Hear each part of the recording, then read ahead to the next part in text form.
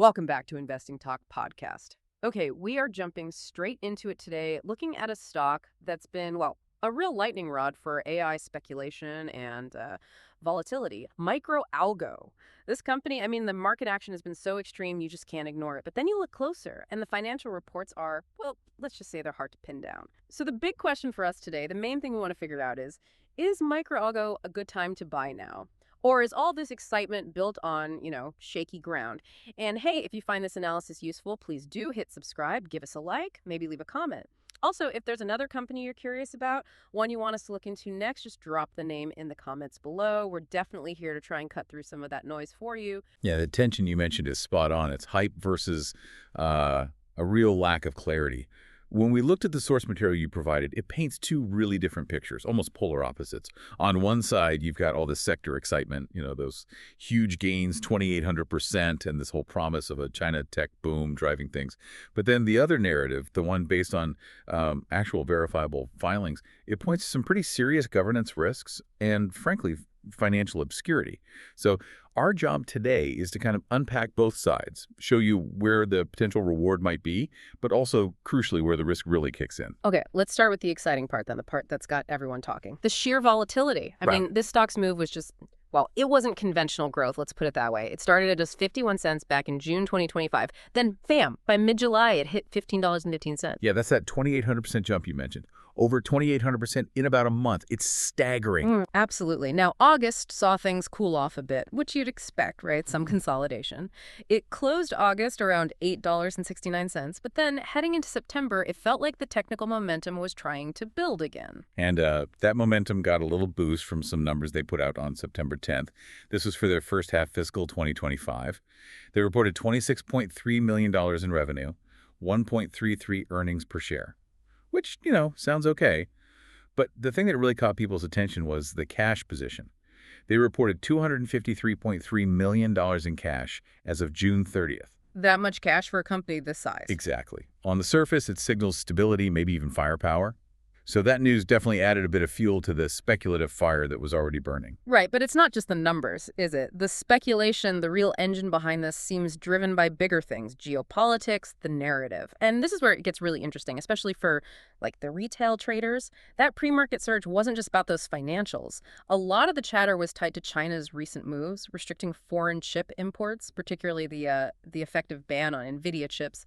Ah, the domestic substitution play. Precisely. The story became, if foreign tech gets blocked, domestic companies have to step up. And MicroAlgo got pulled into that narrative, seen as a potential winner, even a small one, in that big shift. And that speculation, well, it feeds right into a pretty packed calendar of potential catalysts coming up soon. People aren't just trading the past performance, they're trying to time these future events. First up, you've got the Q3 2025 earnings report due September 30th. That's pretty close. Then, a bit further out, October 21st, there's a major ETF rebalancing. That can be huge because it forces funds to buy or sell big blocks of shares, which can really swing the price. And then the one everyone watches, those institutional 13F filings on November 6th. Exactly. The 13Fs give you a peek into what the big money, the institutional funds are actually doing. Are they adding shares, starting a new position, selling out? For a stock like this, one that runs so much on sentiment, even a hint of institutional buying in a 13F could, send it flying again. So those dates are definitely circled on traders' calendars for the next 3 months. And all this is happening while the rumor mill is just churning constantly, maybe even faster than the stock chart moves sometimes.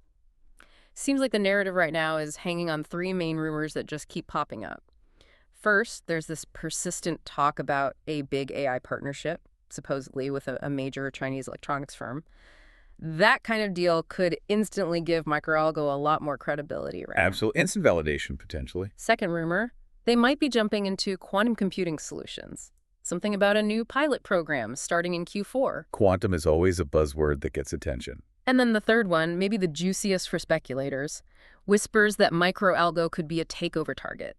Some regional conglomerate looking to buy its way into the AI chip space quickly. So you put all that together, potential deals, geopolitical shifts, upcoming catalysts, and yeah, that's the rocket fuel keeping this thing elevated. But, and this is a big but, we have to remember the price is way up here, kind of in the stratosphere, while the fundamentals, the actual business reality, yeah, well, it seems stuck in some pretty murky territory. Okay, so we've talked about the hype, the exciting story. Now let's flip that coin. Let's get down to the ground level, the financial reality.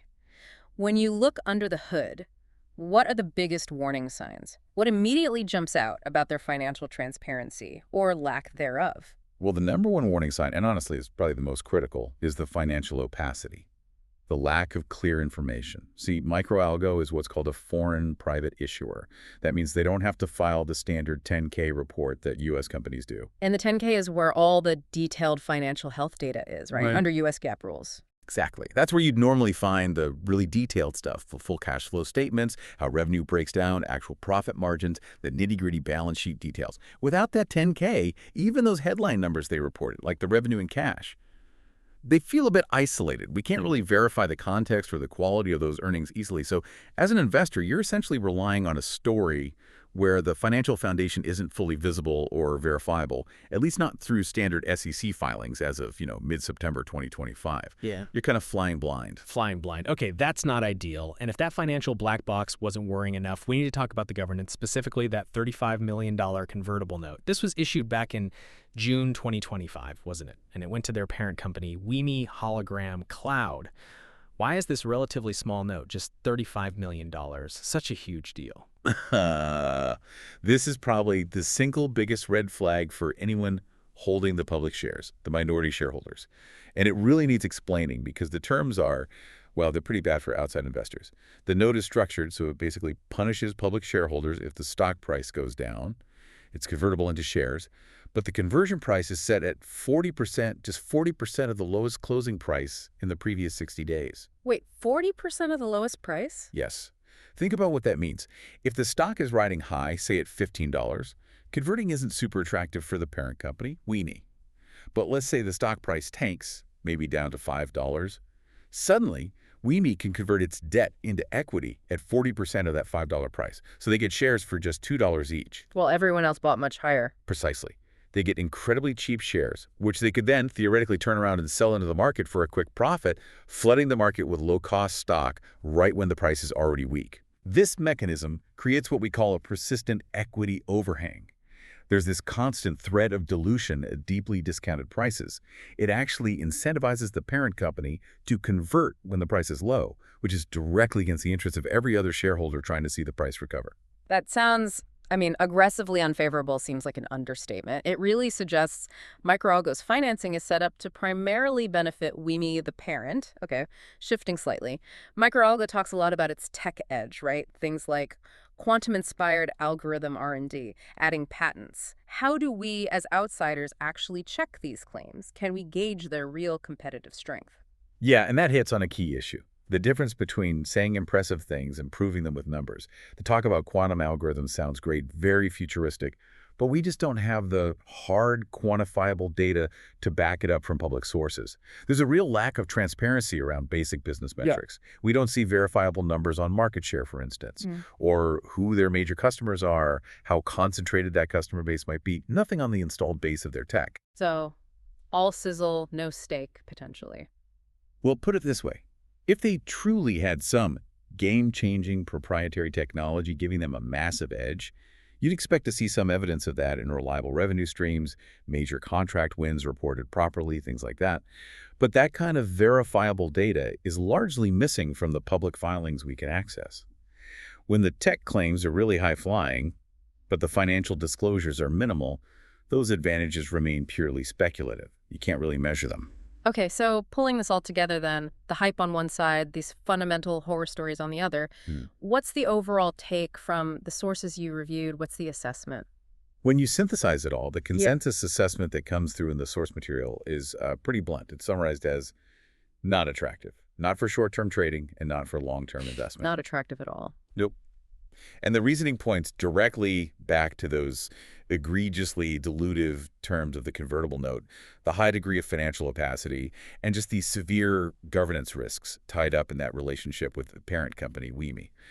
The overall rating given, factoring in all that risk, is basically a 2 out of 10. Wow, a 2 out of 10, seriously. Given that massive price run-up and all the buzz around AI, isn't that rating kind of overly negative. Are they maybe missing the upside potential from the AI story? I don't think they're missing the AI story. It's more that the AI story might not matter for public shareholders if the company's financial structure is fundamentally tilted against them. The analysts providing that rating are likely focused on recoverable value for the average investor. Think about it. Even if MicroAlgo hits a home run technologically, if all that success gets siphoned off by the parent company through extreme dilution at bargain prices, the public shareholder might never actually benefit. Ah, I see. So that 210 rating essentially says, look, the risk of losing a significant chunk of your investment because of these structural governance problems seems to far outweigh the purely speculative potential gains from sector hype. The odds look bad from a structural standpoint. That structural risk really does sound like a major hurdle. Okay, let's quickly touch on the technicals then. They give us a more immediate snapshot of the trading risk, right?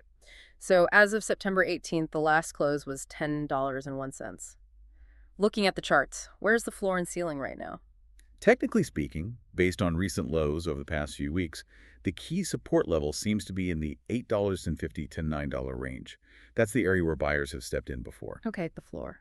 And the resistance, the level where the prices struggled to break through recently, particularly in September, is clustering around $11.75 to $12.20. That's the near-term ceiling it needs to overcome. And what are the technical indicators suggesting about the direction? Up, down, sideways? Right now, the indicators are pointing towards a pretty weak to neutral trend, which generally favors more potential downside or at least consolidation.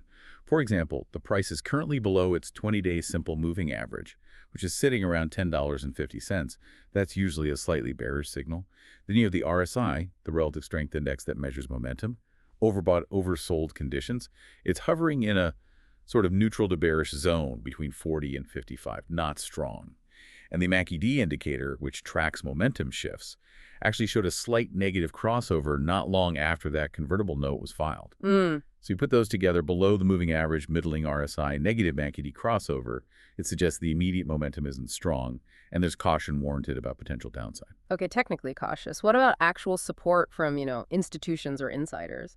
Is anyone actually buying into this story besides maybe retail traders on forums? Well, that's another telling sign, the lack of visible support. We looked, and there are no third-party analyst ratings out there. No upgrades, no downgrades, no price targets from recognized analysts covering MicroAlgo. Basically, crickets. Nobody wants to touch it officially. Seems that way. And maybe even more importantly, there's been no reported insider buying or selling in the recent SEC filings. So you don't have major funds publicly backing it, and the people actually running the company aren't putting their own money into buying shares on the open market. That lack of conviction from insiders is rarely a good sign. Exactly. When a stock doesn't have that institutional stamp of approval or insider buying confidence, its price action becomes almost entirely dependent on rumors, narrative, and retail trading flows.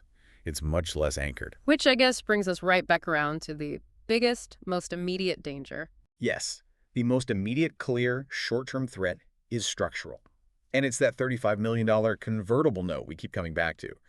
If the stock price can't break through that resistance area we talked about, maybe drifts back down towards that $8.50 support, well, that increases the odds that the parent company, WeMe, decides it's a good time to convert their debt. They could trigger that conversion, grab shares at that super low 40% discount, and cause immediate heavy dilution for everyone else holding shares. That risk is just constantly there, hanging over the stock, especially if the price shows weakness. Okay, so let's wrap this up. We started by asking, is MicroAlgo a good time to buy now? And based on everything we've discussed from the source material, the answer seems caught in this massive split. It's an extreme divergence, really. On one hand, you have this really compelling, high-flying, speculative story, the AI boom, China's push for domestic tech, those tempting takeover rumors. But on the other hand, you have this stark ground-level financial picture, that bleak 210 rating, driven by what sound like really severe dilution risks designed to benefit the parent, all compounded by a lack of transparency that makes it almost impossible to verify the company's actual health. That's a perfect summary. The key takeaway, really, is that MicroAlgo's future path seems tied almost entirely to two things, neither of which is easy to predict. One is how China's technology policy continues to evolve. That's the macro narrative. But the second, and probably far more critical for shareholders, is how MicroAlgo's management actually handles that incredibly dilutive convertible note held by its parent. Their actions there will speak volumes. Ultimately, this doesn't look like an investment you make based on solid, verifiable fundamentals or audited financials. It's a pure speculation, driven by narrative and hoping the story can somehow overcome those significant structural risks. And maybe we can leave you, the listener, with one final thought to chew on, something provocative to consider. Given that MicroAlgo seems financially dependent on its parent, WeMe Hologram Cloud, for funding, and given that the financing decisions we've seen, like that convertible note, consistently seem structured to benefit WeMe, often at the direct expense of public minority shareholders, you have to ask, what does that pattern really tell you about the company's long-term approach to corporate governance? Who is management truly working for? And is independent growth benefiting all shareholders actually the primary goal here? Something to think about. Thanks for joining us for this analysis. We'll catch you next time on Investing Talk Podcast.